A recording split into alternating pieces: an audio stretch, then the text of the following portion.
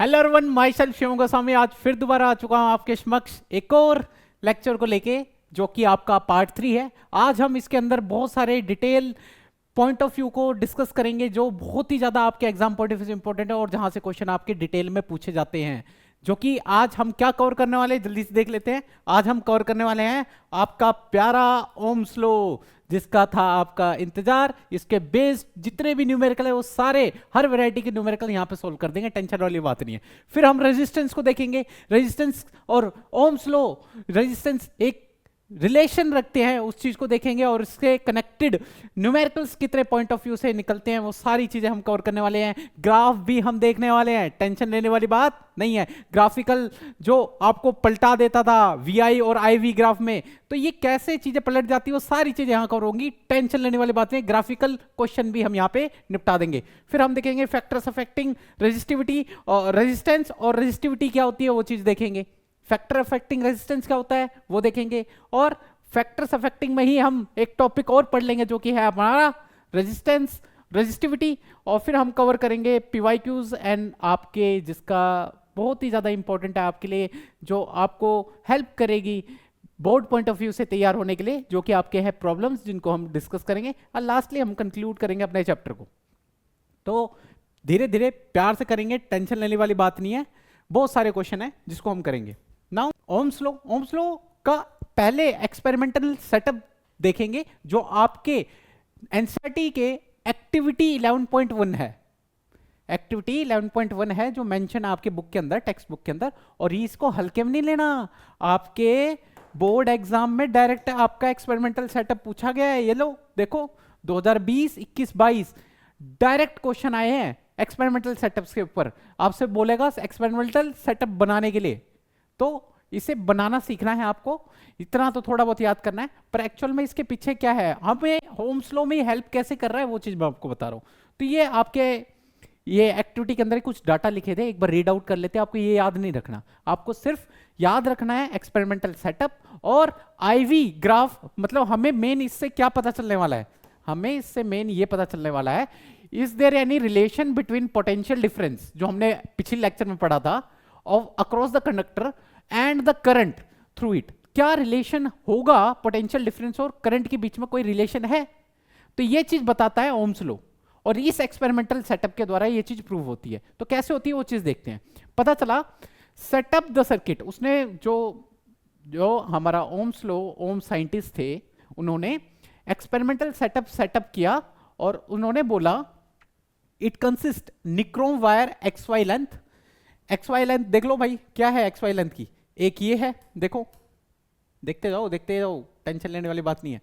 ये है X, ये Y। X और Y लेंथ की जो है वो हमारी निक्रोम वायर है, ठीक है। तो हमने निक्रोम वायर लगा दी और उसके साथ हमने सेटअप बिठा रहे हैं। पहले हमने निक्रोम वायर लगाई XY लेंथ की, और वो हो सकती है 0.5 mm मीटर बोल रखा है, कोई दिक्कत वाली बात नहीं, वो चेंज भी हो सकती है, अलग है।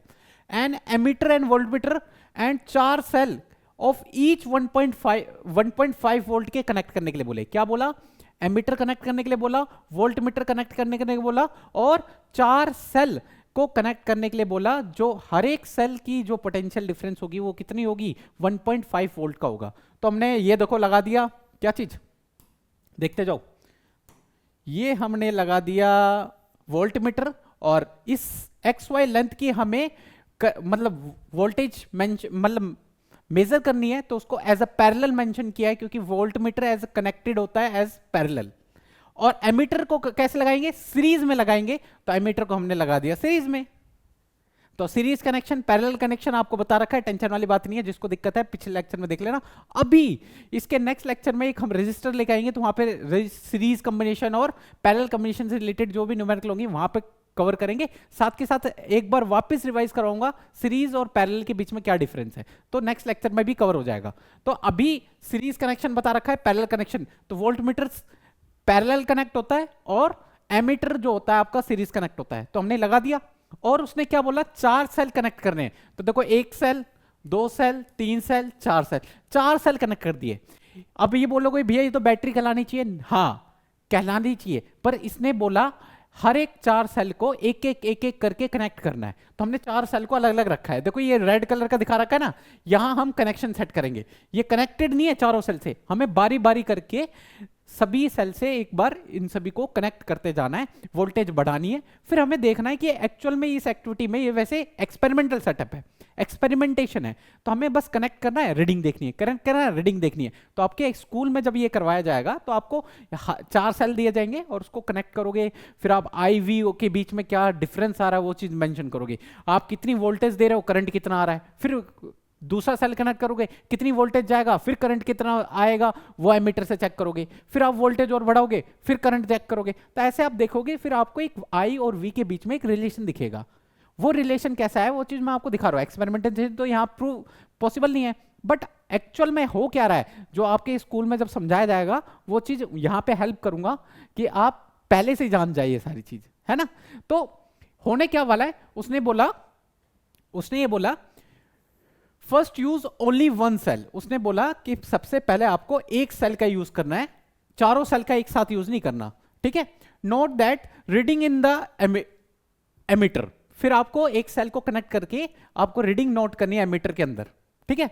और करंट रीडिंग चेक करना है, voltmeter V, potential difference across the nichrome wire x y, ठीक है। ये कुछ फर्जी लिखा हुआ है। तो उसने बोला सबसे पहले आप एक सेल को कनेक्ट करो, एक सेल कनेक्ट करने के बाद एक सेल 1.5 वोल्ट का जब आप कनेक्ट करोगे देन आपको पोटेंशियल डिफरेंस तो आपको पता चल गया। आपने एक सेल कनेक्ट किया 1.5 वोल्ट का, तो आपका पास जो करंट आएगा, है ना, वो रीडिंग आपको एमीटर से चेक करके लिखनी है यहां पर, है ना।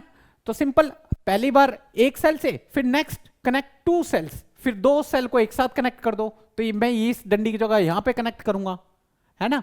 फिर करंट की रीडिंग चेक करूंगा। फिर उसने बोला next repeat the above steps using the cell, और फिर देन कनेक्ट करो चारों सेल को। फिर हम 3 सेल को कनेक्ट करेंगे एक बार, फिर चौथे चारों सेल को एक साथ कनेक्ट कर देंगे। तो 4 काम करना है। सबसे पहले हमें क्या करना है, एक सेल को कनेक्ट करना है। तो सबसे पहले मैं क्या कर दे रहा हूं भाइयों, समझ जाना, मैं अभी एक सेल को कनेक्ट कर रहा हूं। तो ये मान लो इस सेल को मैंने यहां कनेक्ट किया, ये सारे सेल कनेक्टेड नहीं है, समझ लेना। मैं अभी क्या कर रहा हूं, एक सेल को कनेक्ट कर रहा हूं। देख लो, मैं अभी एक सेल को कनेक्ट करो, ये लो समझ लो एक सेल कनेक्ट हो गया, ये कनेक्टेड नहीं है। एक सेल 1.5 वोल्ट का, तो ये टेबल है, ये टेबल आपको गिवन है, इसके अंदर आपको रीडिंग नोट करके लिखनी है। तो हमें पता है, वो हमें तो पोटेंशियल डिफरेंस पता है, अभी हमने एक सेल कनेक्ट किया है, तो पोटेंशियल डिफरेंस क्या होगा 1.5 वोल्ट। आप एमीटर लेना, उसको कनेक्ट करना, उसको सीरीज में कनेक्टेड रहेगा, सर्किट आप बनाओगे वहां पर जाके स्कूल के अंदर। तो आप देखोगे एमीटर के अंदर जो रीडिंग आएगी और जो डाटा आएगा वो यहां पे लिख देना है। समझ रहे हो, सिंपल है ना, इजी है। तो ऐसे ही फिर मैं दूसरे सेल को कनेक्ट करूंगा। तो मैंने 2 सेल कनेक्ट कर दिए, ये सेल कनेक्टेड नहीं है। तो 1.2 सेल, एक सेल 1.5 का, 2 सेल 1.5 इंटू 2 मतलब 3 वोल्ट। तो 3 वोल्ट की बैटरी कनेक्ट कर दी, अब सेल से बैटरी बन गई। तो उस समय क्या रीडिंग आएगी एमीटर में, क्योंकि एमीटर तो करंट मेजर करता है, तो करंट की रीडिंग क्या आएगी वो चीज में नोट कर लेंगे। फिर देन मैं 3 सेल कनेक्ट करूंगा। तो भाई साहब मैंने 3 सेल कनेक्ट कर दिया, एक सेल छोड़ दिया, तो 1.5 इंटू में 3 क्या आ जाएगा 4.5 वोल्ट, सिंपल। तो ऐसे ही मैं चारों सेल को कनेक्ट करूंगा, चारों की रीडिंग लिख दूंगा। तो आपने जब ये सारी चीज करोगे तो आपको एक रिलेशन दिखेगा। जब रीडिंग देखो 1.5, तो आपका करंट का डाटा देखोगे तो एक रिलेशन दिखेगा। रिलेशन क्या आता है वो चीज ये देख लो। तो ये था एक्सपेरिमेंटल सेटअप, आपको ये याद रखना है, ये सेटअप याद रखना है, क्योंकि एग्जाम पॉइंट ऑफ व्यू से इंपॉर्टेंट है और आप पूछा गया है, ये आपका PYQ है और फ्यूचर में भी पूछा जाएगा ही, तो याद रखना इस चीज को। तो आया क्या वो फंडा ध्यान रखना। आया क्या, जब आप पोटेंशियल बढ़ा रहे थे, पहले 1.5 लिया, फिर 3 लिया, फिर 4.5 लिया, जैसे जैसे आप पोटेंशियल बढ़ा रहे हो तो उस एक्सपेरिमेंटल सेटअप में देखोगे कि करंट की वैल्यू भी बढ़ती जाएगी। 1.5 पे जो वैल्यू आएगी वो होगी कुछ ना कुछ, फिर जैसे आप पोटेंशियल बढ़ाओगे तो उससे वैल्यू भी बढ़ेगी करंट की, फिर और बढ़ाओगे करंट की वैल्यू और बढ़ेगी। तो ये देखा गया कि पोटेंशियल जो है, पोटेंशियल जो आप बढ़ा रहे हो वो डायरेक्टली प्रोपोर्शनल है करंट के। आप जब रीडिंग देखोगे ना पोटेंशियल वर्सेस करंट की, तो आप देखोगे दोनों एक साथ एक ही वे में बढ़ रहे होंगे, कोई डिफरेंस ज्यादा नहीं आएगा। तो पोटेंशियल जो है वो डायरेक्टली प्रोपोर्शनल ऑफ टू किसके होगा, करंट के। यही जो रिलेशन दिया था वो किसने दिया था, ओम बाबा ने, और ये एक्सपेरिमेंटेशन प्रूव किया था किसने, जिनका नाम था जॉर्ज साइमन ओम। और ये एक्सपेरिमेंटेशन डन हुआ था कब, 1827 में। जर्मन फिजिसिस्ट थे। और देन फाइंड हमें ये पता चला कि potential V is directly proportional to current I। ये है हमारे ओम बाबा जिन्होंने ये सारी चीजें दी थी। समझ गया ना मेरी बात। तो जब आप पोटेंशियल और करंट की रीडिंग को देखोगे तो आपको ये पता चलेगा कि potential V is directly proportional to current I। इन्होंने भी ये चीज किया, फिर इनको भी पता चला, तो इन्होंने एक स्टेटमेंट दे दी कि पोटेंशियल V है वो डायरेक्टली प्रोपोर्शनल होता है करंट I के। तो ये चीज दे रखी है। तो स्टेटमेंट क्या कह रही है इनकी स्टेटमेंट ये कह रही है कि the potential difference V across the end of the given metallic wire in an electric circuit is directly proportional to the current flowing through the circuit. At last इन्होंने और भी बात बोली, कब तक, जब तक टेम्परेचर क्या होना चाहिए, कांस्टेंट होना चाहिए, provided it temperature remains the same. This is called Ohm's law. इसी को हम क्या बोलते हैं, Ohm's law, क्योंकि ओम्स ने ये बाबा ने नियम दिया था। ठीक है, समझ गए। तो उन्होंने एक्सपेरिमेंट किया और उन्होंने डायरेक्टली ये बात बोली, ये पूरी जो लाइन लिखी है वो यही लिखी है कि potential V is directly proportional to current I। वो तब तक रहेगा जब तक टेम्परेचर कांस्टेंट है। टेम्परेचर वेरी करोगे कुछ ना कुछ आएगा, बस उन्होंने ये बोला है टेम्परेचर कांस्टेंट होनी चाहिए। तो आपसे कभी ओम्स लॉ पूछा जाए तो ओम्स लॉ में बस इतनी बात लिख देना, क्या लिखोगे, potential V is directly proportional to current I।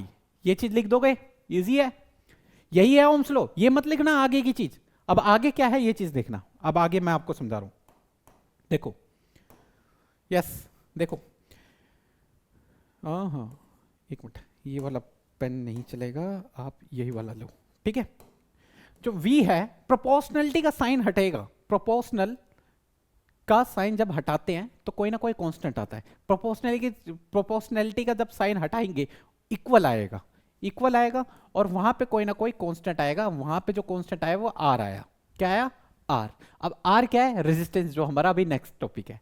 ठीक है, तो प्रोपोर्शनलिटी का साइन हटाए, कोई ना कोई कांस्टेंट आया, वो कांस्टेंट R है। तो आपकी जो इक्वेशन आई V इक्वल्स टू IR, ये आपकी इक्वेशन आ चुकी है। V equals to RI, V equals to IR। देख लो, सिंपल, याद है, याद रख लोगे ना। अब ये क्या है, V by I equals to constant, क्योंकि R हमारा क्या है भाई साहब, R हमारा क्या है, R हमारा कांस्टेंट है, R हमारा कांस्टेंट है। देख लो भाई साहब, R हमारा कांस्टेंट है। अब कांस्टेंट की वैल्यू निकालनी है तो I नीचे आ जाएगा, तो V बाई I क्या हो जाएगा, हमारा कांस्टेंट हो जाएगा। और कांस्टेंट क्या है, हमारी वैल्यू, जिसको हमने R बोला है। तो ये तो लिख रखा है भाई साहब, यही तो लिख रखा है ये चीज, तो इससे घबराना नहीं है। और कांस्टेंट हमारा R है, तो V इक्वल्स टू IR। ये स्टेटमेंट याद रखना। वैसे ओम्स लॉ सिर्फ यही है, ओम्स लॉ हमारा क्या है, ये है, सिंपल है ना। अब आ जाते हैं VI के बीच में ग्राफ की बात में। तो देखो यहां पोटेंशियल डिफरेंस है, यहां पोटेंशियल डिफरेंस है, देख लो, यह हमारा पोटेंशियल डिफरेंस है, यहां हमारा करंट है। तो याद रखना, ये प्रोपोर्शनलिटी का साइन आपको क्या बता रहा है कि potential V is directly proportional current I। इसका मतलब है पोटेंशियल बढ़ाओगे करंट भी बढ़ेगा। डायरेक्टली का मतलब होता है एक चीज बढ़ाओगे तो दूसरी अपने आप बढ़ेगी। एक होती है इनवर्सली, बढ़ाओगे घटेगी, छोटे बच्चों वाला काम। छोटे बच्चों को हम बोलते हैं ना ये मत कर, तो वो वही काम करता है, उल्टे काम। जब आप बोलोगे बुरे काम कर तो अच्छे काम करेगा। तो ये इनवर्सली रिलेशन, उल्टा काम, बढ़ाओगे घटेगा, घटाओगे बढ़ेगा। ये है इनवर्सली। डायरेक्टली का मतलब बढ़ाओगे तो बढ़ेगा, घटाओगे तो घटेगा। तो पोटेंशियल हम क्या कर रहे थे, 1.5 से 3 जा रहे थे, 3 से 4.5 जा रहे थे, ऐसे हम वोल्टेज को बढ़ा रहे थे, तो करंट भी क्या करेगा, बढ़ेगा, सेम वे में बढ़ेगा।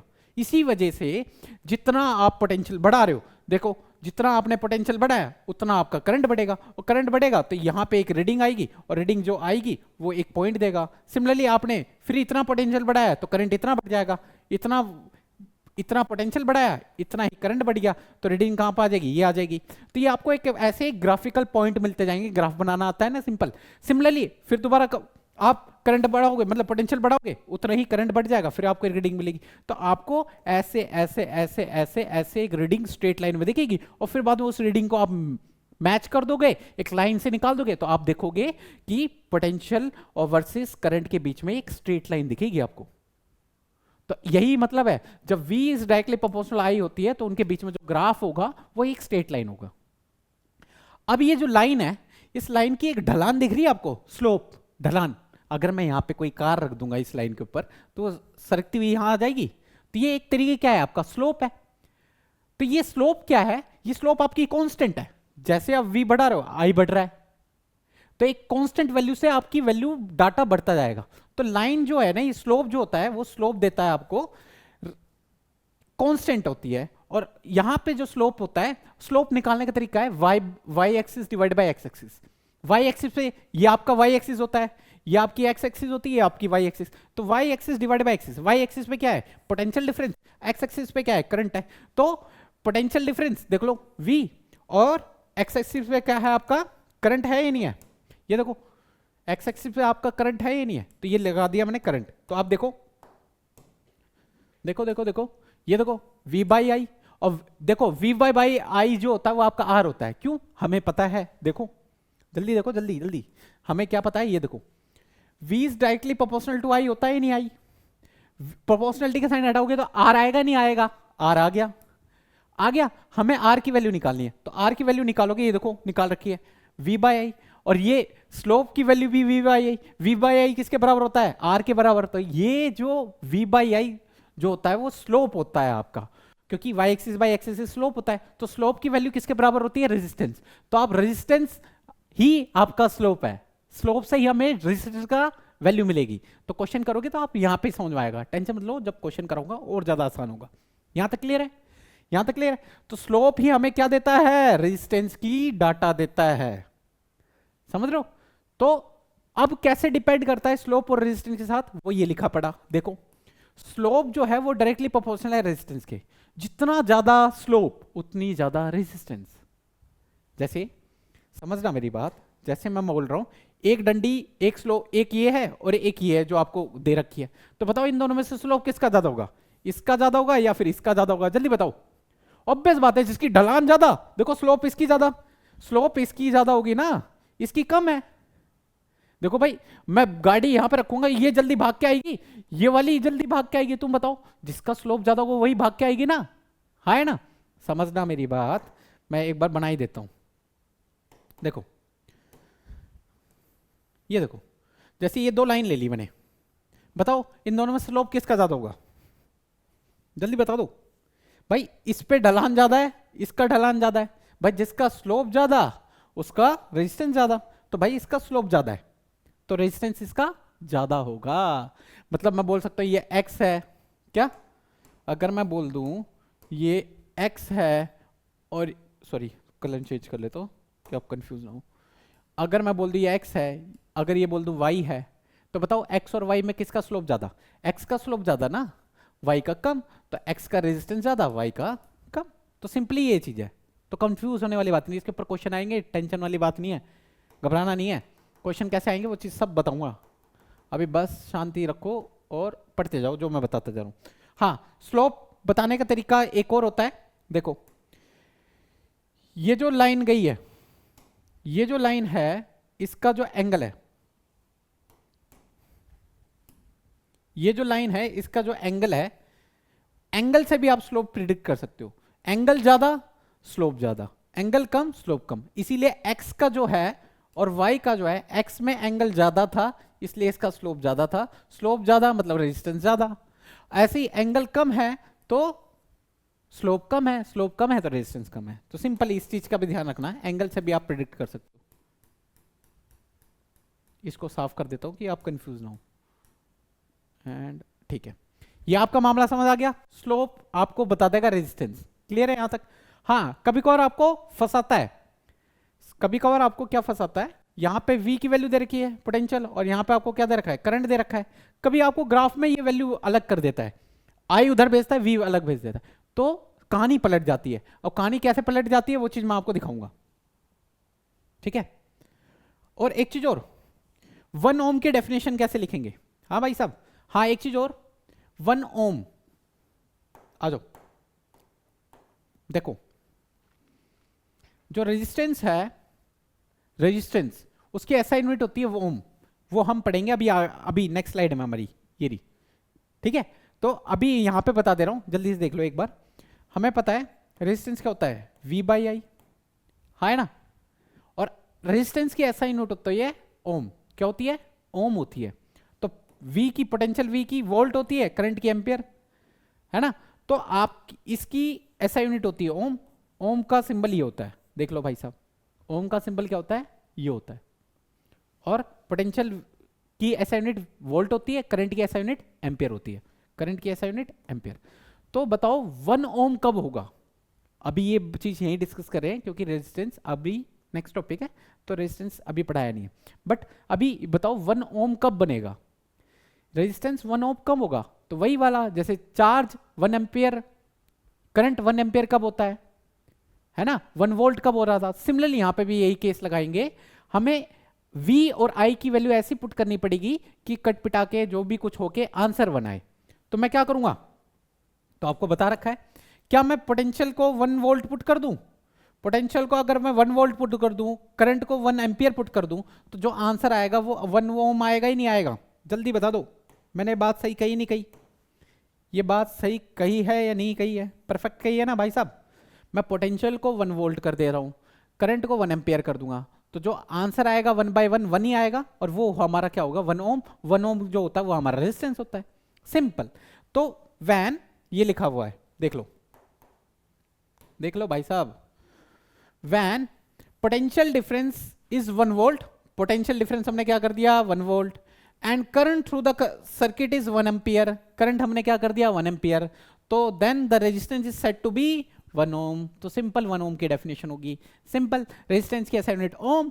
1 ओम कब होगा, जब 1 वोल्ट रख देंगे वैल्यू और 1 एम्पियर से डिवाइड कर देंगे, सिंपल जो आंसर आएगा वो आपका 1 ओम होगा। यही चीज लैंग्वेज में लिख रखी है। आओ स्टार्ट करते हैं अपने रेजिस्टेंस को। तो रेजिस्टेंस, रेजिस्टेंस नाम से ही आ रहा है, रेजिस्ट करता है मेरे को लड़का, ये मेरे को रेजिस्टेंस पैदा करता है, मैं यहां से वहां जाता हूं, ब्रेकर मेरे को परेशान करता है, ब्रेकर भी एक तरीके से क्या काम कर रहा है, रेजिस्टेंस का काम कर रहा है। समझ गए मेरी बात?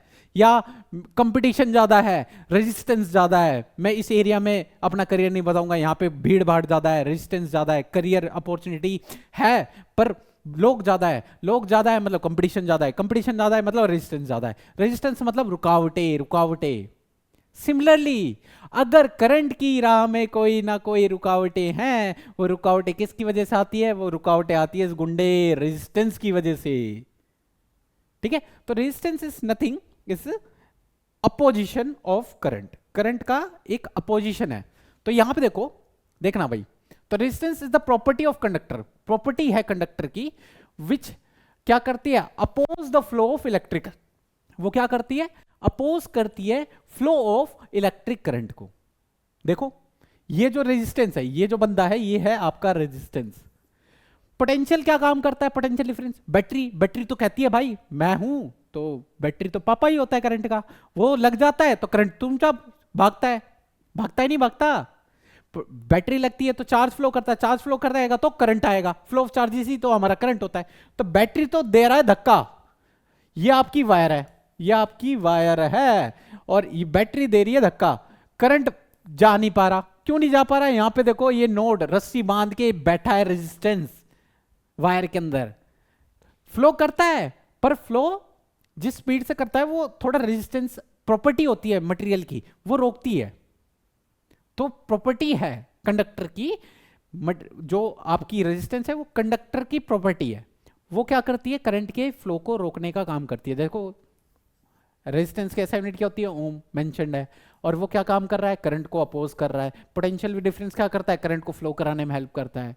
तो सारी चीजें इस चीजों में कवर है। तो R equals to V by I हमें पता है, क्योंकि V इक्वल्स टू IR होता है, तो R क्या हो जाएगा, V बाई आई हो जाएगा। ये लो यहाँ पे भी लिख भी रखी है, क्योंकि V is directly proportional to I proportional का साइन हटेगा तो R लग जाएगा, तो V बाई आई क्या हो जाएगा, R हो जाएगा, सिंपल है ना। V क्या होता है, तो V निकालना है हमें, तो I को R से मल्टीप्लाई कर दूंगा तो V इक्वल्स टू IR आ गया। यही तो हमारी V डायरेक्टली प्रोपोर्शनल I, और प्रोपोर्शनल के साइन हटाऊंगा तो R आ जाता है, सिंपल ओम्स लॉ की डेफिनेशन। I कैसे निकालेंगे, I निकालना है तो I ऊपर भेज दो, क्योंकि R equals to V by I है, तो मेरे को I निकालना है तो I उधर भेज दूंगा, R को नीचे भेज दूंगा, तो I क्या जाएगा, V बाई आई, वो V बाई R हो जाएगा। तो यही तो है, सिंपल। तो घुमा फिरा के कुछ भी निकलवा ले न्यूमेरिकल्स में, 3 फॉर्मूले सिंपल आपके एक फॉर्मूले से आ रहा है। इस फॉर्मूले को याद कर लो या V इक्वल्स टू IR याद कर लो, कुछ भी याद कर लो, एक फॉर्मूला याद कर लो, घुमाना फिराना आना चाहिए, वो कर लोगे खेला हो जाएगा। सिंपल है ना। हाँ यस, तो 1 ओम की डेफिनेशन बता चुका हूं। 1 ओम क्या होता है? जब आप क्या कर दोगे, जब क्या कर दोगे भाई साहब बता दो। 1 ओम रेजिस्टेंस क्या होता है? V/I। तो जब आप 1 वोल्ट पुट कर दोगे पोटेंशियल और 1 एम्पियर पुट कर दोगे करंट, तो जो आपका आंसर आएगा वो 1 ओम आ जाएगा। तो ये लिख रखा है, when a potential difference is 1 volt and the current through the circuit is 1 ampere then the resistance is 1 ohm। Simple. Circuit symbol क्या होता है रेजिस्टेंस का? वो यहाँ पे मेंशन कर रखा है, देख लो। सर्किट सिंबल क्या होता है रेजिस्टेंस का? देख लो, ये देखो, ठीक है, ये देखो सर्किट सिंबल इस तरीके से भी डिनोट करते हैं, बट आपके मेनली ये है, इसको ध्यान रखना, ये इंपॉर्टेंट है, ठीक है। Simple resistance circuit symbol. Resistance कुछ इस प्रकार के दिखते हैं, आपके गैजेट्स के अंदर इस प्रकार के दिखते हैं, ध्यान रखना। आपने कभी देखे होंगे, खोल के देखना उस गैजेट को, कार को, टॉय कार को, इलेक्ट्रिक कार को, जो आप रिमोट चलाते फिरते रहते हो ना, खोल के देखना, ये ऐसे कुछ आपको छोटे छोटे छोटे रेजिस्टर्स दिखेंगे वहां पर, ठीक है। तो सिंपल आपको समझ आ गया ना रेजिस्टेंस। रेजिस्टेंस का सिंबल होता है, डिनोट करते हैं कैपिटल R से, ये सारी बात होगी। आओ फैक्टर अफेक्टिंग रेजिस्टेंस देखते हैं, कौन कौन से फैक्टर है जो अफेक्ट करते हैं रेजिस्टेंस को। तो बताओ कौन से फैक्टर अफेक्ट करते हैं भाई? Length, area, material, temperature, shape, everything, ये सारी चीजें मैटर करती है, बट शेप मैटर नहीं करता। लेंथ, एरिया, टेम्परेचर, मटेरियल, ये 4 फैक्टर हैं जो अफेक्ट करते हैं आपके रेजिस्टेंस को। तो आइए देखते हैं। तो फैक्टर अफेक्टिंग रेजिस्टेंस में सबसे पहला फैक्टर आता है लेंथ। कौन सा फैक्टर आता है भाई साहब? लेंथ, लंबाई। तो एक वायर, मतलब लेंथ ऑफ वायर आपको अफेक्ट करती है। क्या करती है? Length of wire. तो ये देखो, मैंने 2 लेंथ ऑफ वायर ले रखी है, एक L1 लेंथ की वायर ले रखी और मैंने एक L2 लेंथ की वायर ले रखी है। तो बताओ रेजिस्टेंस किस में ज्यादा होगा, रुकावटें किस में ज्यादा होगी? सिंपली आप डे टू डे लाइफ से एग्जांपल से रिलेट करके देखो, अपनी लाइफ से रिलेट करके देखो। आप कहीं लंबा ट्रैवल करने जा रहे हो और कहीं आपको शॉर्ट ट्रैवल करना है, तो बताओ रेजिस्टेंस कहां ज्यादा होगा? टेंशन मतलब मैं हूं ना। ये देखो, एक समझ लो यहां पे पर्सन है, इसको यहां से यहां जाना है, देख लो ये रोड है, तो 2 रास्ते हैं, बीच वाला रास्ते पे नहीं जा सकता, यहां मना कर रखा है भाई साहब ने। उसके बाद 2 पाथ है, या फिर इस भूल भुलैया से गुजरता हुआ जाए जहां लेंथ बहुत ज्यादा होगी रोड की, किलोमीटर कवर करने पड़ेंगे, इसको करने पड़ेंगे, नहीं कर पाएंगे। या फिर ये यहां से यहां निकल के प्यार से निकल के यहां चला जाए। भाई साहब बताओ,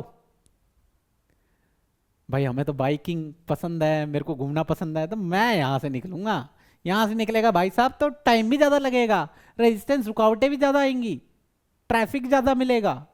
यहां से निकलेगा, ट्रैफिक मिलेगा, पर कम टाइम में तू वहां पहुंच जाएगा। तो इसकी लेंथ ज्यादा है या इसकी लेंथ ज्यादा है? जल्दी बता दो। हाँ है ना।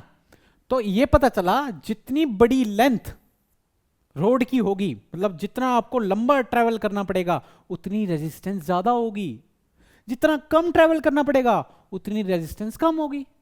तो बताओ अगर ये रोड ठीक होता तो रेजिस्टेंस सबसे कम किस में होती? इसी में ही होती। ये तो और भी ज्यादा छोटा रोड पड़ता। हाँ है ना।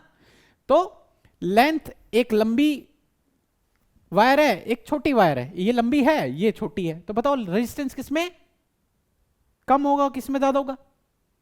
भाई छोटी वाली में रेजिस्टेंस कम होगा और बड़ी वाली में रेजिस्टेंस ज्यादा होगा। सिंपल। तो इससे ये पता चला, क्या पता चला? तो छोटी वाली में रेजिस्टेंस कम, बड़ी वाली में रेजिस्टेंस ज्यादा। तो इससे ये पता चला लेंथ छोटी, रेजिस्टेंस छोटा, लेंथ बड़ा, रेजिस्टेंस बड़ा।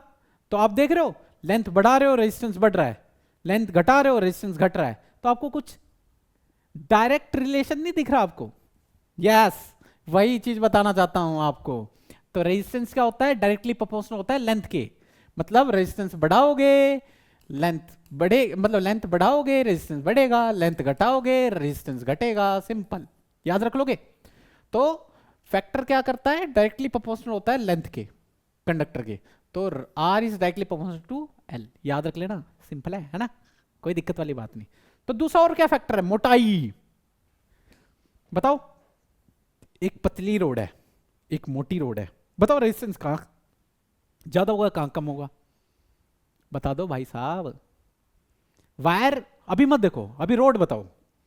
देखो एक ये रोड है, ये थोड़ी मोटी रोड है, एक ये छोटी सी पतली रोड जा रही है, तो बताओ एक व्यक्ति अगर यहां गया, ये गाड़ी लेके जा रहा है, मतलब यहां ट्रैफिक वैसे दिख नहीं रहा, ट्रैफिक वैसे दिख नहीं रहा, मैं आपको लेके आया हूं एग्जांपल समझाने के लिए कि बताओ मोटी रोड में जिसका एरिया ज्यादा है वहां रेजिस्टेंस ज्यादा होगा या यहां रेजिस्टेंस ज्यादा होगा, बताओ। तो ऑब्वियस बात है, जितना बड़ा एरिया होगा उतना ज्यादा स्पेस होगा, आप इजीली वहां से निकल पाओगे, निकल पाओगे नहीं निकल पाओगे, निकल पाओगे, स्पेस ज्यादा मिलेगा। तो एरिया जितना ज्यादा उतना रेजिस्टेंस कम हो जाएगा, एरिया ज्यादा रेजिस्टेंस कम, छोटे बच्चे वाली हरकतें, तू ये कर मैं ये करूंगा, मैं नहीं करूंगा ये वाली चीज, है ना, उल्टे काम। तो इनवर्स रिलेशन नहीं दिख रहा, तो रेजिस्टेंस जो है इनवर्सली प्रोपोर्शनल होता है एरिया के, रेजिस्टेंस जो होता है भाई साहब वो इनवर्सली प्रोपोर्शनल होता है एरिया के, आर इनवर्सली प्रोपोर्शनल टू ए। तो यही लिख रखा है, थिक रोड होगा जितना आपका मोटा रोड, जितना आपका मोटा रोड का मतलब, मोटा का मतलब एरिया जिसमें ज्यादा उसमें ट्रैफिक कम से कम, जितना आपका पतला रोड उतना ट्रैफिक ज्यादा मतलब रेजिस्टेंस ज्यादा, ट्रैफिक मतलब रेजिस्टेंस, समझना मेरी बात। तो एरिया ज्यादा रेजिस्टेंस ज्यादा कम, सॉरी एरिया ज्यादा रेजिस्टेंस कम, एरिया कम रेजिस्टेंस ज्यादा, सिंपल। तो ये याद रखना, एरिया ज्यादा रेजिस्टेंस कम, एरिया कम रेजिस्टेंस ज्यादा, सिंपल, इस चीज को याद रख लेना। क्लियर है, दो रिलेशन समझ आ गए, दो फैक्टर समझ आ गए, इजी थे नहीं थे, जल्दी बता दो, मामला इजी था या नहीं था, इजी था, है ना। आओ बाकी दो फैक्टर भी खत्म करते हैं। बाकी दो फैक्टर क्या है, पहला थर्ड फैक्टर जो है आपका टेम्परेचर। हाँ भाई टेम्परेचर, टेम्परेचर जल्दी बता दो। तो याद रखना, टेम्परेचर बढ़ाओगे रेजिस्टेंस बढ़ेगा, ठीक है। तो टेम्परेचर के लिए क्या है, रेजिस्टेंस डायरेक्टली प्रोपोर्शनल होता है टेम्परेचर के। आओ आपको और बताते हैं, देखो समझना, इस चीज को समझाने के लिए, इस चीज को समझाने के लिए मैं आपके पास लेकर आ रहा हूं वायर। क्या लेकर आ रहा हूं, वायर लेके आ रहा हूं, देख लो, समझ लो ये वायर है, ये वायर है, ओ भाई साहब ये क्या चल गया, ये वायर है, ये वायर है आपका, बन गया वायर। वायर के अंदर कोई ना कोई मेटल की बनी हुई, कॉपर की वायर, तो कॉपर की वायर, कॉपर का एटम होगा, एटम क्या करेगा, मेटल इलेक्ट्रॉन को लूज करेगा, वही फिर इलेक्ट्रॉन जब फ्लो करेंगे तो करंट बहेगा। तो आपके बहुत सारे इलेक्ट्रॉन्स हैं, सेल वेल कनेक्ट करके रेडी कर दिया, मैं दिखा नहीं रहा यहां पर, समझना। तो अगर मैं नीचे फ्लेम लगा के इसको टेम्परेचर बढ़ा दूं तो इलेक्ट्रॉन बहुत बुरी तरह इधर उधर उधर उधर अफड़ा तफड़ी गर्मी के मारे पागल हो जाएंगे, कभी इससे बढ़ेंगे, कभी इधर बढ़ेंगे, कभी इधर, कभी इधर, कभी इधर, कभी इधर, कभी इधर। तो रेजिस्टेंस क्या हो रहा है, बढ़ रहा है।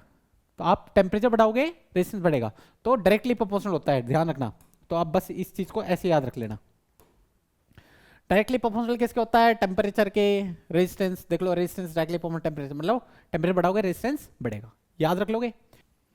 तो भाई चलते हैं नेक्स्ट, जो आपका फैक्टर है वो है आपका डिपेंड्स ऑन, एक मिनट रुक जाओ, किस पे डिपेंड कर रहा है, नेचर ऑफ मटेरियल, जिसको हम बोलते हैं रेजिस्टिविटी। नेचर ऑफ मटेरियल में क्या फैक्टर आता है, रेजिस्टिविटी। अब रेजिस्टिविटी कैसा है वो चीज समझाता हूं, जल्दी देख लो एक बार, लास्ट फैक्टर है, एक बार देख लेते हैं। इसको मैं मिटा रहा हूं, ये तो हमने समझ लिया है ना। देख लो, जो हमने दो पहली प्रॉपर्टी पढ़ी थी, नहीं पढ़ी थी, पहला क्या पढ़ा था, जो रेजिस्टेंस है वो डायरेक्टली प्रोपोर्शनल है किसके, लेंथ के, और रेजिस्टेंस है सेकंड प्रॉपर्टी क्या कर रही थी, एरिया के इनवर्सली प्रोपोर्शनल है। ये चीज है, दोनों को कंबाइन कर दूं, दोनों इक्वेशन को मैं कंबाइन कर दूं, नहीं कर दूं भाई साहब, कर दो भाई साहब। आप देखोगे रेजिस्टेंस डायरेक्टली प्रोपोर्शनल लेंथ के है, इनवर्सली प्रोपोर्शनल एरिया, कंबाइन कर दिया नहीं कर दिया। अब प्रोपोर्शनलिटी का साइन हटाते हैं, अभी मैंने अभी बताया था प्रोपोर्शनलिटी का जब हम साइन हटाते हैं तो वहां पे कोई ना कोई कांस्टेंट आता है, तो हटा दो भाई साहब। हटाते ही यहां पे कांस्टेंट आया रो। रो क्या है आपकी? यही तो आपकी रेजिस्टिविटी है। देख लो, रेजिस्टिविटी का जो डोनेशन है वो क्या है? डिनोट किससे करते हैं? रो से करते हैं। क्लियर है? RHO, रो, रोना नहीं है। ठीक है, अब यहां से रो निकालते हैं। रो निकाल लो, रेजिस्टिविटी निकाल रहे हैं हम यहां से। तो रो कैसे निकलेगा? एरिया को ऊपर भेज दो, लेंथ को डिवाइड कर दो, तो रो क्या हो जाएगा? AR/L। तो आप एक चीज नोटिस करोगे क्या भाई साहब? क्या नोटिस करने वाली बात है? नोटिस करने वाली बात यह है कि जो आपकी रेजिस्टिविटी है वो डायरेक्टली प्रोपोर्शनल किसके दिख रही है? देखो, जो आपकी रेजिस्टिविटी है, जो आपकी रेजिस्टिविटी है वो रेजिस्टेंस के डायरेक्टली प्रोपोर्शनल है नहीं है। मतलब किसी मटेरियल की रेजिस्टिविटी ज्यादा तो वहां पे रेजिस्टेंस ज्यादा। क्लियर है? तो मटेरियल पे कैसे डिपेंड कर रहा है? रेजिस्टिविटी। रेजिस्टिविटी रेजिस्टेंस से कैसे डिपेंड कर रही है? डायरेक्ट रिलेशन रख रही है। मतलब रेजिस्टिविटी ज्यादा मटेरियल की, रेजिस्टेंस ज्यादा। तो याद रखना। तो यहां पे आपको कुछ डाटा दिख रहे होंगे, होप सो आपको ये डाटा क्लियर विजिबल होगा। नहीं विजिबल होगा तो जुगाड़ करते हैं भाई साहब। तो ये लो, जुगाड़ आपका सेट कर दिया। देखो, कंडक्टर जो है हमारा, क्या चीज भाई साहब? जो हमारा कंडक्टर है मटेरियल, कौन कौन से कंडक्टर है? देख लो, कौन कौन सा कंडक्टर है? देख लो, ये सारे आपके कंडक्टर है। सिल्वर, कॉपर, एल्यूमिनियम, टंगस्टन, निकल, आयरन, क्रोमियम, मरकरी, मैग्नीज, है ना। अलॉय कौन कौन से हैं? ये देखो भाई साहब। और इंसुलेटर देख लो कौन से हैं, ये है। ये सारे आपके मटेरियल है। यहां पे इनकी रेजिस्टिविटी की वैल्यू दे रखी है, और हमें पता है जो रेजिस्टिविटी है वो डायरेक्टली प्रोपोर्शनल होते हैं रेजिस्टेंस के। तो जिसकी रेजिस्टिविटी ज्यादा उसका रेजिस्टेंस ज्यादा। तो आओ चेक करते हैं। तो 10⁻⁸, किसी की पावर -8 माइनस में है। माइनस में अगर पावर बढ़ाओगे वो उतना ही छोटा होता जाएगा। मतलब जो कंडक्टर की रेजिस्टिविटी क्या होती है? कम होती है। फिर अलॉय पे आए, 10⁻⁶ होगी, पावर बढ़ी नहीं, माइनस की पावर में घटा रहे हो वो उतना ही बड़ा होता जाएगा। तो 10⁻⁶। तो यहां अलॉय की जो रेजिस्टिविटी है वो क्या कर रही है? बढ़ रही है। और आप देखोगे यहां तो प्लस में ही है पावर। तो इंसुलेटर की रेजिस्टिविटी सबसे ज्यादा। देखो, पेपर की रेजिस्टिविटी कितनी है? 10⁻12 के आसपास। तो जैसे आप कंडक्टर, अलॉय, इंसुलेटर पे आ रहे हो तो रेजिस्टिविटी का ऑर्डर क्या है? रेजिस्टिविटी का ऑर्डर क्या है भाई साहब? रेजिस्टिविटी का ऑर्डर ये है कि जो रेजिस्टिविटी है वो है आपकी इंसुलेटर की। इंसुलेटर की सबसे ज्यादा, फिर किसकी ज्यादा होगी? फिर अलॉय की होगी, और सबसे कम किसकी आई? मेटल की। तो ये आपने नोटिस किया इन बात से, है ना? है ना? की नहीं बात? नोटिस की नहीं की? तो ये सारी चीज हटा रहा हूं, ये सारी चीज लिखी हुई है। बस आप पहले स्लाइड पहले की तरह कर देता हूं, नहीं तो दिक्कत हो जाएगी। हो जा, ले भाई, सेट है। तो यहां चीज, एक चीज क्लियर हुई, जो मटेरियल की रेजिस्टिविटी है अगर वो ज्यादा होगी तो रेजिस्टेंस ज्यादा। तो पता चला कि क्या चीज पता चली? ये लिखी, ये चीज पता चली हमें कि इंसुलेटर की रेजिस्टिविटी ज्यादा तो उसका रेजिस्टेंस ज्यादा, अलॉय की फिर देन सबसे कम होती है मेटल की। यहां चीज बात क्लियर होगी। आओ इसमें और कुछ क्या जाननी है? हाँ, रोल ऑफ टेम्परेचर में एक चीज और नोटिस कर लो। रेजिस्टिविटी की एसआई यूनिट क्या होती है? ओम मीटर। क्या होती है? रेजिस्टिविटी की एसआई यूनिट क्या होती है भाई साहब? ओम मीटर होती है। अब ओम मीटर कैसा है वो भी निकालता हूं, यहां पे देख लो एक बार, ये खत्म ही कर देते हैं।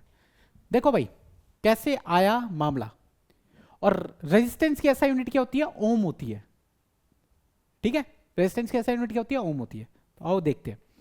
देखो, देख पा रहे हो ना? विजिबल है नहीं है? नहीं है तो मैं नेक्स्ट स्लाइड पे ले चलता हूं, आपको यही दिखाता हूं, जल्दी देख लो। तो आपको पता है रेजिस्टिविटी का फॉर्मूला क्या आता है? AR/L होता है। AR/L होता है। तो एरिया की जो एसआई यूनिट होती है मीटर स्क्वायर, लेंथ की मीटर होती है ना? ये वैल्यू यहां पर ठोक दो तो रेजिस्टेंस क्या होगी? एरिया, और आपका रेजिस्टेंस की एसआई यूनिट क्या होती है? ओम। डाल दो भाई साहब, अब तो हो जाएगा मीटर स्क्वायर इनटू में ओम डिवाइड बाय मीटर, मीटर से मीटर कट जाएगा, रेजिस्टिविटी की ऐसा यूनिट क्या हो जाएगी, ओम मीटर। हाँ है ना, यही तो है, देख लो रेजिस्टिविटी की ऐसा यूनिट क्या है आपकी, ओम मीटर। यहां तक क्लियर है। हाँ, रोल ऑफ टेम्परेचर में और चीज देख लेते हैं। टेम्परेचर के रोल में अभी बताया था, रेजिस्टेंस डायरेक्टली प्रोपोर्शनल होता है टेम्परेचर के, टेम्परेचर ज्यादा रेजिस्टेंस ज्यादा, but her bar her case में ऐसा नहीं होता।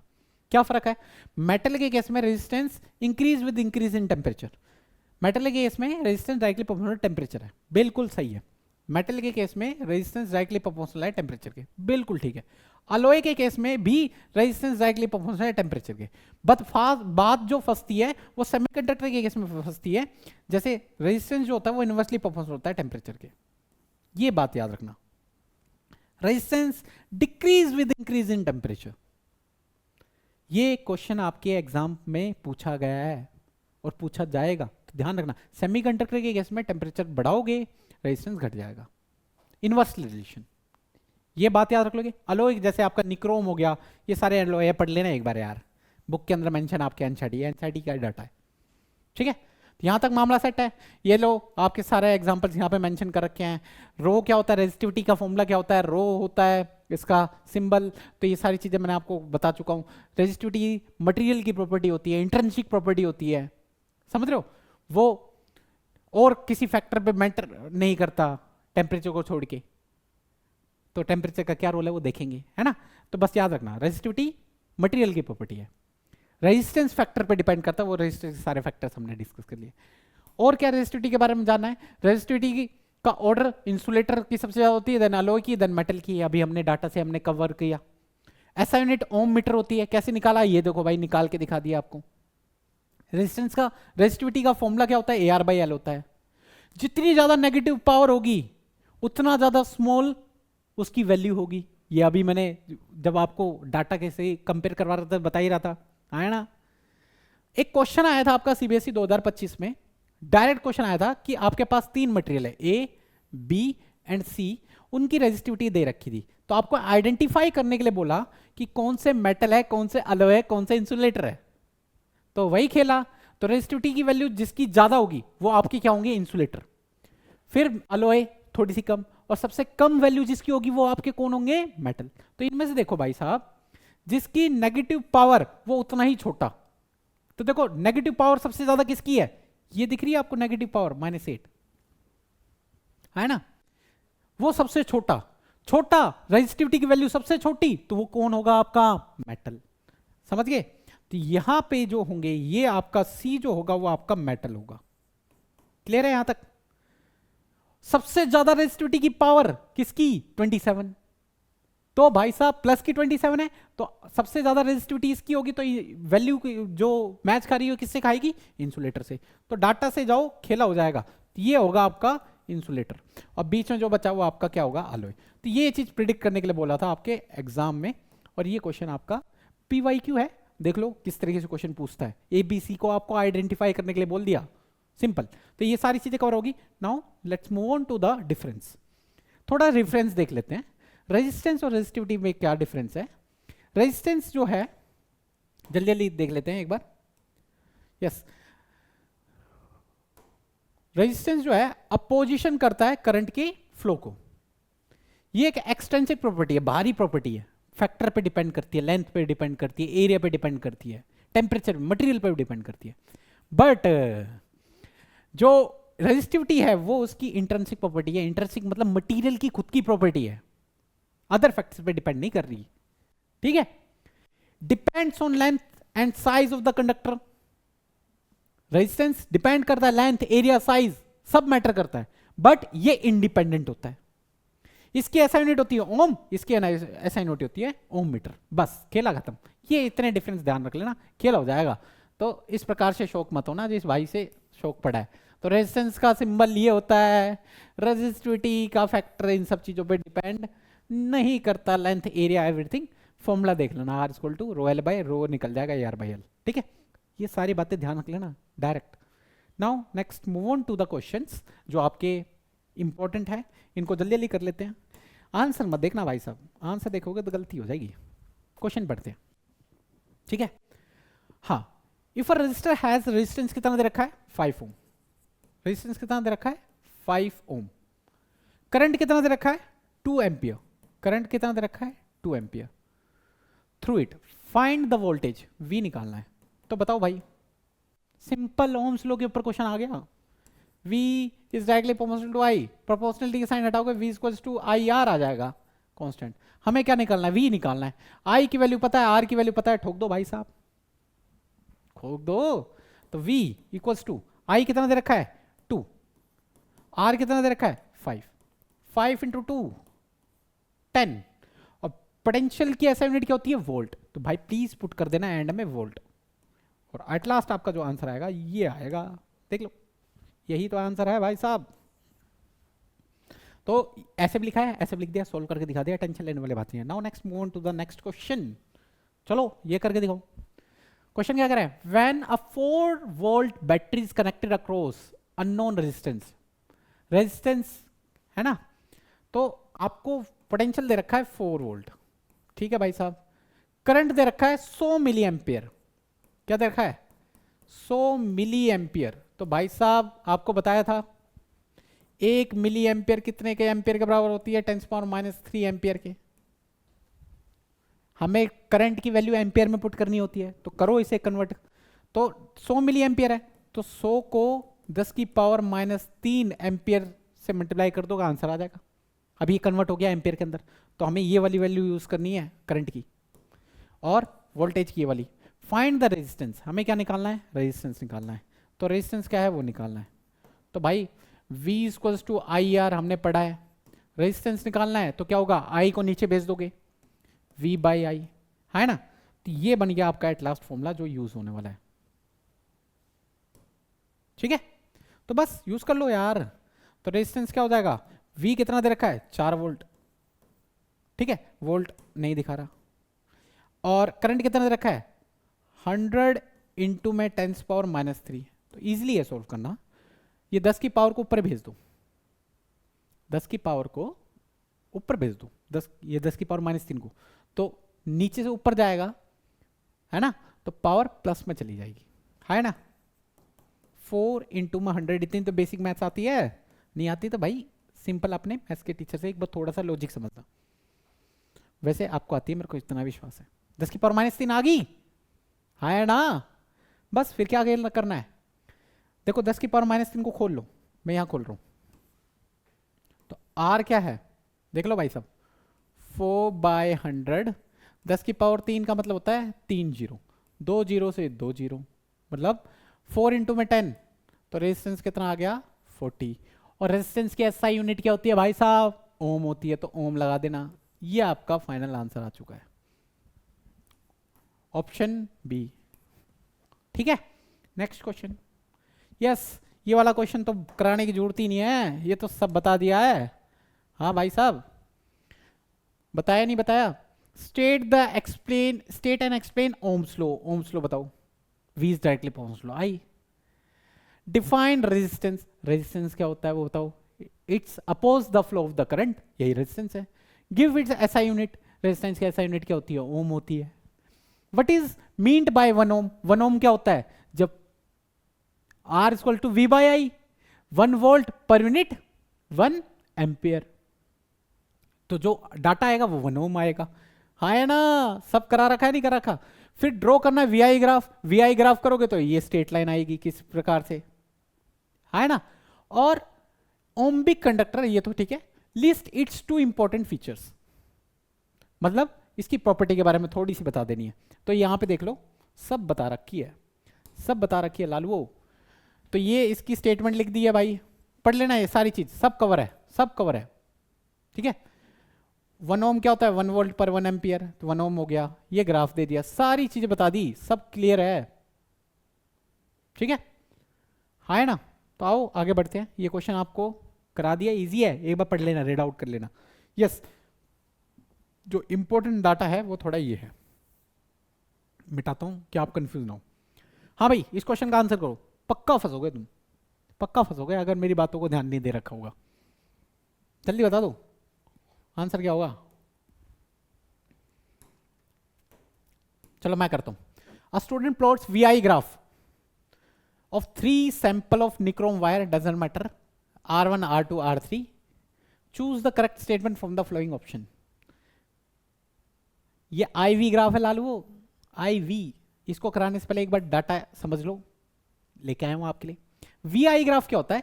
V is directly proportional to I होता है ना? तो पोटेंशियल V बढ़ाओगे, करंट बढ़ेगा। तो यहां पे जो स्लोप है ना, स्लोप बताएगा रेजिस्टेंस। हमें रेजिस्टेंस कंपेयर करना बोला है ना, तो याद रखना स्लोप डायरेक्टली प्रोपोर्शनल होगा रेजिस्टेंस। कब होगा? जब V I के बीच में ग्राफ होगा। V Y एक्सिस होगा, I जो होगा आपका X एक्सिस होगा, तब रेजिस्टेंस किसके डायरेक्टली होगा? स्लोप। तो जिसकी स्लोप ज्यादा उसकी रेजिस्टेंस ज्यादा। क्लियर है? बट ये इसने अगर इसने घुमा दिया, I को इधर भेज दिया, V को इधर भेज दिया, तब स्लोप उल्टा कर जाएगा रेजिस्टेंस के। मतलब जिसकी स्लोप ज्यादा उसकी रेजिस्टेंस सबसे कम। बस इस बातों पे था क्वेश्चन। इसका ऊपर क्वेश्चन नहीं आया, इसके ऊपर क्वेश्चन था वो पिछले वाला, देख लो। IV ग्राफ तो हमें पता है जो स्लोप होगा वो इनवर्सली प्रोपोर्शनल होगा रेजिस्टेंस के। मतलब जिसकी स्लोप ज्यादा उसकी रेजिस्टेंस कम। तो स्लोप ज्यादा किसकी है? R3 की। फिर R1 की। सबसे कम किसकी है? स्लोप R2 की। स्लोप कम सबसे कम किसकी है? स्लोप R2 की। तो उसका रेजिस्टेंस सबसे ज्यादा। तो बताओ R2 देखो किसके अंदर, देखो एक ही वैल्यू दिख रही है, R2 सबसे ज्यादा यही है। ऑप्शन डी इसका आंसर है। तो R2 के बाद R1 फिर R3, सबसे ज्यादा स्लोप सबसे कम रेजिस्टेंस। सिंपल। और यही चीज घुमा दे VI ग्राफ तो क्या आंसर आएगा? तो बताओ। अगर मैं मान के चलता हूं ये V है ये I है, तो स्लोप सबसे ज्यादा इसकी R3 सबसे ज्यादा स्लोप आएगी, तो ये आंसर ये चला जाएगा C। तो कई बच्चे C और D में कंफ्यूज हो रहे होंगे, आंसर D आएगा। कंफ्यूज मत होना, VI और IV ग्राफ में बच के रहना। बस ये याद रखना, VI ग्राफ होगा तो स्लोप डायरेक्टली प्रोपोर्शनल रेजिस्टेंस होगा, और IV ग्राफ होगा तो स्लोप इनवर्सली प्रोपोर्शनल रेजिस्टेंस होगा। सिंपल। मैं इसी को मिटा दे रहा हूं कि कंफ्यूज ना हो। अरे भाई साहब लिखना पड़ेगा अब तो लिखना पड़ेगा। स्लोप जो है इनवर्सली प्रोपोर्शनल हो जाएगा रेजिस्टेंस के। लो क्लियर है? अब इसको ध्यान रखना। नेक्स्ट क्वेश्चन आ जाओ। Resistance of wire does not depends on it's. ये आपका CBSE 2023 का क्वेश्चन है। CBSE 2023 का क्वेश्चन है, PYQ है आपका। तो बताओ resistance of wire does not depends, किस पे डिपेंड करता है? लेंथ पे करता है, एरिया पे करता है, मटेरियल पे करता है, बट शेप पे नहीं करता। ठीक है? रेजिस्टेंस किस पे शेप डिपेंड नहीं करता। तो हमारा आंसर कौन सा चल जाएगा? करेक्ट आंसर क्या है? सी। बहुत सारे C आ रहे हैं। Now next yes, write the relation between resistance R and resistivity rho. Resistance और रेजिस्टिविटी के बीच का रिलेशन लिख दो। तो पहले ये लिख देते हैं भाई साहब। हमें पता है रेजिस्टेंस डायरेक्टली प्रोपोर्शनल लेंथ के, इनवर्सली प्रोपोर्शनल एरिया के। तो प्रोपोर्शनली का साइन हटेगा तो रो आ जाएगा, रो L/A। यही तो रिलेशन लिखने के लिए बोल रहा था भाई साहब, तो हमने लिख दिया। किसी को कोई नाराजगी नहीं होनी चाहिए भाई साहब, नहीं होनी चाहिए, पिटाई हो जाएगी तुम्हारी। क्लियर है? यहां तक मामला सेट है। फिर क्या करा है? ठीक है, वो बोल रहा है of a material of conductor, shape दे रखी है, लेंथ दे रखा है, क्रॉस सेक्शन बता रखा है, ऐसे ये रिलेशन देना है। Hence drive the SI unit of the resistivity. Lastly आपको क्या बोल रहा है? SI यूनिट ड्राइव करने के लिए बोल रहा है रेजिस्टिविटी की। तो पहले रेजिस्टिविटी निकाल लो। तो रेजिस्टिविटी अभी निकाल चुका हूं यार। AR/L हो जाएगी, नहीं हो जाएगी? A ऊपर L नीचे आ जाएगा। एरिया की SI यूनिट होती है मीटर स्क्वायर, रेजिस्टेंस की ओम, लेंथ की मीटर, 1 मीटर से 1 मीटर कट जाएगी, आ जाएगा ओम मीटर। यही तो होती है रेजिस्टिविटी की SI यूनिट। खत्म। यही इतना क्वेश्चन पूछा था आपके बोर्ड एग्जाम में। Now next is question, solution में नहीं देखेंगे, इस पर आ जाओ। क्वेश्चन क्या कह रहा है? देख लो भाई साहब, क्वेश्चन क्या कह रहा है, एक बार देख लो। The resistance of metal wire of length 3 metre is 60 ohm. आपको रेजिस्टेंस दे रखी है, क्या दे रखी है? रेजिस्टेंस दे रखी है, कितनी दे रखी है? 60 ओम। ठीक है, लेंथ भी बता रखी है 3 मीटर। तो लेंथ लिख देते हैं भाई साहब, लेंथ लिख देते हैं 3 मीटर, मीटर में चाहिए होती है length. Area of cross section of wire कितना दे रखा है? एरिया दे रखा है भाई साहब आपको 4 इंटू में 10⁻⁻7 meter square. Area meter square में होता है, बिल्कुल परफेक्ट है। कैलकुलेट रेजिस्टिविटी, तो उसने बोला रेजिस्टिविटी को कैलकुलेट करो। तो बताइए कैसे करेंगे? फॉर्मूला अभी बताया, अरे रेजिस्टिविटी का फॉर्मूला बता दो।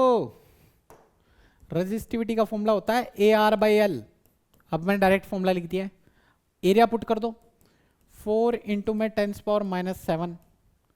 फिर रेजिस्टेंस की वैल्यू कितनी है 60 ओम, डिवाइड बाय लेंथ कितना है आपका 3, कर दो 3 2 जा 6, 20 आ जाएगा। 20 को 4 से मल्टीप्लाई कर दो 80 आ जाएगा। 80 इंटू में 10⁻⁷ आ जाएगा। आंसर इस फॉर्म में लिख रखा है मैंने, कोई दिक्कत नहीं है। तो इसको देखो, देखो भाई साहब देखो, 80 को कैसे लिख सकता हूं, 8 इंटू में 10 लिख सकता हूं, फिर इंटू में 10⁻⁷ लिख देते हैं। 8 इंटू 10 80 ही होता है। अब 10 की पावर यहां पे क्या है 1 है, किसी की पावर कुछ नहीं है तो वहां पे 1 है, तो बेस से मैं पावर ऐड हो जाएगी।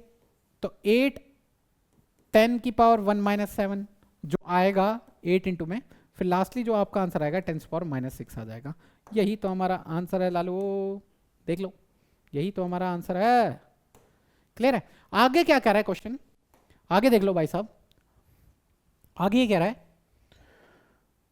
हाँ कहां लिखा है, how will the resistivity of the wire change if the length and diameter of the wire both are doubled, justify your answer.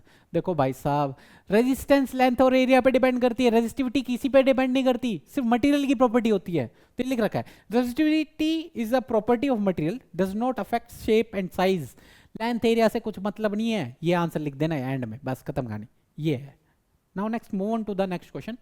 In the following figure, in the following figure 3 cylindrical conductors are A, B and C दे रखा है आपको, are shown along with their length, area of cross section आपको given है, if they are made of same material। same material जहां बोल दे भाई साहब, same material मतलब उसकी रेजिस्टिविटी, उसकी रेजिस्टिविटी सेम होगी। क्या होगी भाई साहब, सेम मटेरियल मतलब तीनों की रेजिस्टिविटी सेम है। इसकी भी रेजिस्टिविटी रो है, इसकी भी रेजिस्टिविटी रो है, इसकी भी रेजिस्टिविटी रो है, तीनों सेम मटेरियल से बने। यहां लिख भी रखा है सेम मटेरियल मतलब उसकी रेजिस्टिविटी सभी की सेम है तीनों के केस में। यहां तक मामला सेट है। फिर क्या कह रहा है, find R A upon R B and R A upon R C. Simple resistance निकाल लो। तो जो बोल रहा है वो निकालना है, घबराने वाली बात नहीं है, टेंशन वाली बात नहीं है। पहले जो आपको डाटा दे रखा है, इसका ए दे रखा है एरिया और लेंथ एल दे रखी है, तो रेजिस्टेंस निकाल लो। रेजिस्टेंस निकाल लेते हैं। तो रेजिस्टेंस का फॉर्मूला क्या होता है, यहां लिख रहा हूं, रो एल बाई होता है नहीं होता, बस ये यहां पे वैल्यू पुट करनी है। रेजिस्टिविटी जो होती है रो दे रखी है, रो की रो लेंगे। लेंथ क्या दे रखा है एल दे रखा है, तो एल लेंगे। एरिया ए, तो मतलब इसका तो यही होगा जो ये लिख रखा है। आर ए क्या होगा आपका, रो एल बाई ए है। इसको कैसे निकालेंगे यहां पे ध्यान देना, उसने बोला आर निकालना है आपको, रो को तो रो पुट करो क्यों रेजिस्टिविटी सेम है। लेंथ कितनी दे रखी है इसने एल बाई 2, तो एल बाई 2 रख दो, एल डिवाइड बाई 2 और होल डिवाइड बाई एरिया। एरिया कितना दे रखा है डबल 2a। अब इसको सोल्व कर लो, बाई 2 को नीचे भेज दो, तो रो एल बाई 4a आ जाएगा। तो यही तो इसकी लिख रखी है, आर भी कितना है रो एल बाई 4a। ऐसे ही आर सी निकाल लो, उसने बोला लेंथ हाफ कर दी, तो रेजिस्टेंस क्या है रो तो सेम है, एल को एल बाई 2 कर दो, एल बाई 2 कर दिया है ना, एल को एल बाई 2 कर दिया, एरिया को भी ए बाई 2 कर दिया उसने, एरिया को भी ए बाई 2 कर दिया।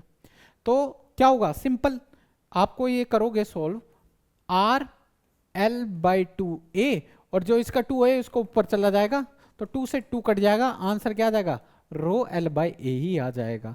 तो यहां जो इसका आर सी है वो आर रो एल बाई ए ही आएगा। सिंपल, देखो करके दिखा दिया, आराम से देख लो, घबराना नहीं है। अब जो बोल रहा है वो निकाल दो, आर ए को आर बी से डिवाइड कर दो। आर ए क्या है ये, आर बी क्या है ये, तो मैं कर रहा हूं देख लो, कोई और कलर ले रहा हूं कि कंफ्यूज ना हो आप।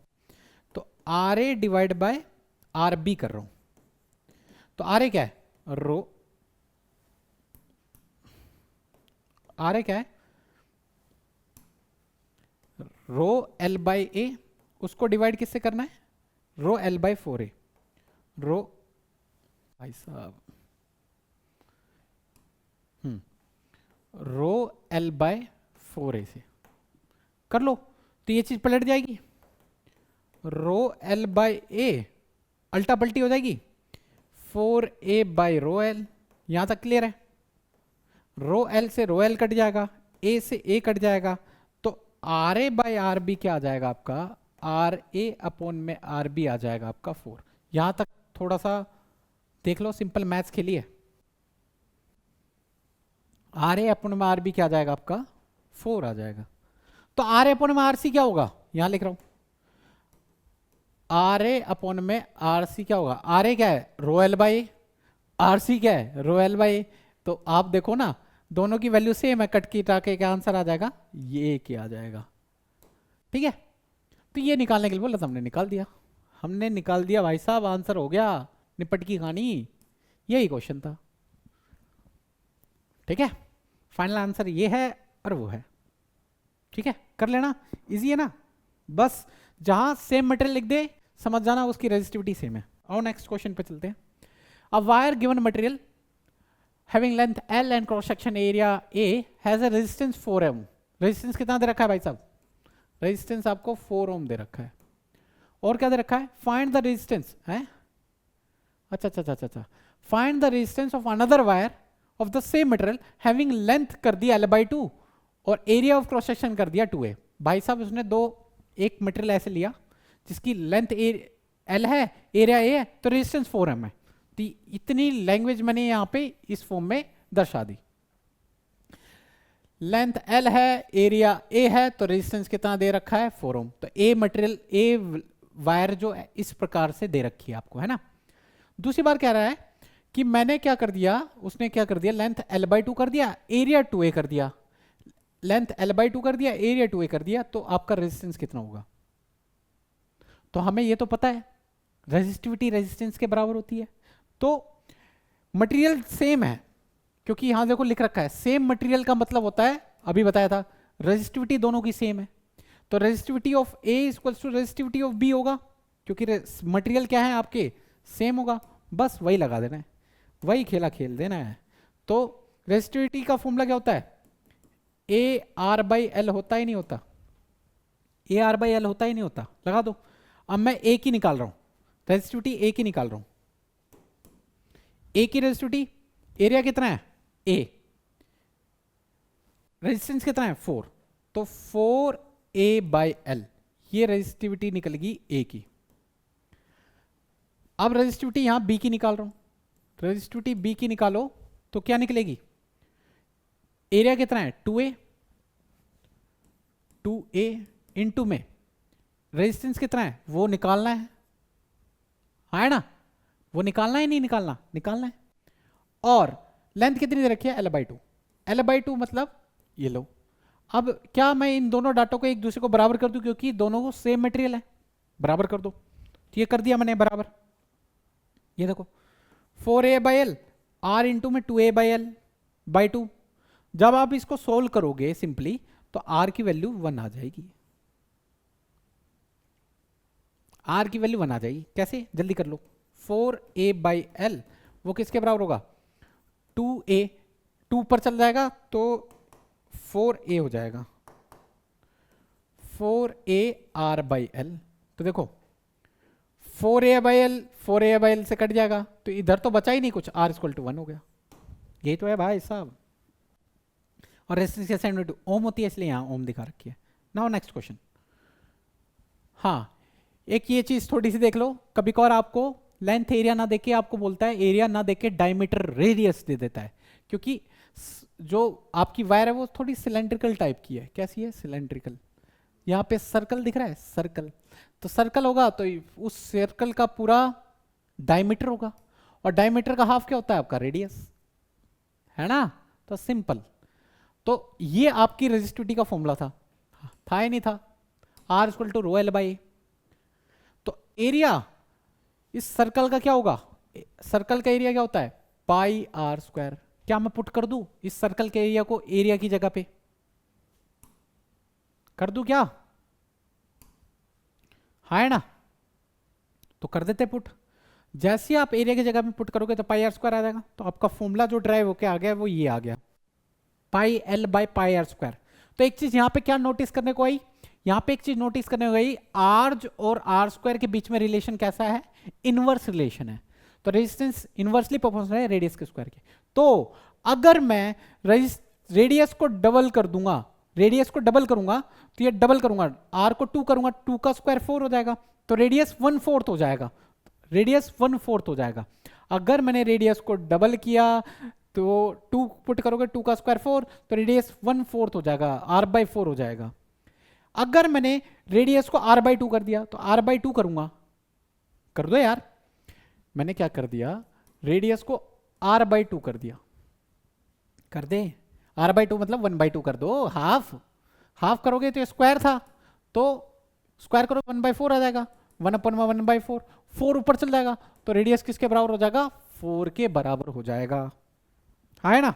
रेडियस किसके बराबर हो गया, 4 टाइम्स हो जाएगा। ये देखो, अगर मैं रेडियस r/2 कर दूंगा तो रेडियस रेजिस्टेंस क्या हो जाएगा, 4 टाइम रेजिस्टेंस हो जाएगा। सेम रिलेशन डायमीटर के लिए याद रखना, आप रेजिस्टेंस का याद रखो, डायमीटर का खेला अपने आप हो जाएगा, ठीक है। और कभी कभार ना ये वैल्यू डाटा जो है ना इस फॉर्म में दे देगा, 1 mm को कन्वर्ट कर लेना 10⁻³ मीटर में, मीटर में डाटा पुट करना होता है, 1 सेंटीमीटर को 10⁻² मीटर। ये तो आपको बेसिक पता ही है, नहीं पता तो भाई साहब याद रख लेना ये वैल्यू, ठीक है, हाँ है ना, अरे हाँ है ना, ये तो हमें पता ही है। रेडियस रेजिस्टेंस लेंथ के डायरेक्टली प्रोपोर्शनल होता है, एरिया के इनवर्सली होता है। लेंथ अगर डबल करोगे रेजिस्टेंस डबल हो जाएगा, एरिया डबल करोगे रेजिस्टेंस हाफ हो जाएगा। तो वही चीज़ लिख रखी है सारी चीज़ें, एक बार रीड आउट कर लेना, ये चीज़ मैंने पढ़ा चुका हूँ, ये सारी चीज़ें यहाँ दिखा दी है। हाँ, क्वेश्चन क्या कह रहा है, क्वेश्चन देखो, if the resistance of wire of 0.01 centimetre, resistance कितना दे रखा है आपको, ओ भाई साहब, रेजिस्टेंस कितना दे रखा है 0.01 सेंटीमीटर, और हमें पता है हमें मीटर में लिखाना है, तो पुट करो भाई साहब मीटर में। तो अभी बताया भाई साहब, क्या बताया है, 10⁻² मीटर से मल्टीप्लाई कर दो भाई साहब। तो इसको अगर 0.01 को 10⁻² से मल्टीप्लाई कर दोगे तो ये आंसर आ जाएगा मीटर में। तब आपको रेजिस्टेंस की जो डाटा पुट करना है ये वाला पुट करना है, क्या पुट करना है, 10⁻² मीटर, ठीक है। रेडियस कितना, ओ सॉरी सॉरी माफ करना, गड़बड़ी होगी एक छोटी सी। रेजिस्टेंस ऑफ वायर 0.01 सेंटीमीटर, ये लेंथ दे रखी है, ये लेंथ दे रखी है भाई साहब, रेजिस्टेंस नहीं दे रखा, ये आपकी लेंथ है। रेडियस दे रखी है आपको 10 ओम, ये रेडियस दे रखा है, ओ गड़बड़ी गड़बड़ी गड़बड़ी, ये आपका रेडियस है, रेडियस को हमने मीटर में कन्वर्ट कर लिया, कोई दिक्कत वाली बात नहीं है। आपको रेजिस्टेंस दे रखा है 10 ओम, रेजिस्टेंस की यूनिट होती है ना 10 ओम, ये आपकी रेजिस्टेंस दे रखा है 10 ओम, रेडियस दे रखी थी वो, कोई दिक्कत नहीं है। रेजिस्टिविटी निकालनी है, रेजिस्टिविटी दे रखी है सॉरी 50 इंटू में 10⁻⁸ ओम मीटर। आपसे क्या निकलवा रहा है, लेंथ निकलवा रहा है, इतनी देर लेंथ कर रहे थे, लेंथ ही निकलवा रहा है वो, बस खेला खेल लो। ये सारी वैल्यू की एल निकलवा रहा है, कैसे निकालेंगे, formula R equal to ρl by A, radius दे रखा है तो πr² वाला लगाएंगे, πr² वाला लगाएंगे नहीं, लगा देंगे ना भाई साहब, इजी है। तो लेंथ निकालनी है, तो लेंथ क्या होगा, r इंटू में ये πr² उधर चल जाएगा, πr² डिवाइड बाई क्या हो जाएगा रो, तो r की वैल्यू क्या दे रखी है 10, पाई की वैल्यू क्या होती है 22/7, ठीक है। रेडियस की वैल्यू क्या दे रखी है, रेडियस दे रखा है 0.01 इंटू में 10⁻², है ना, है ना, देख लो,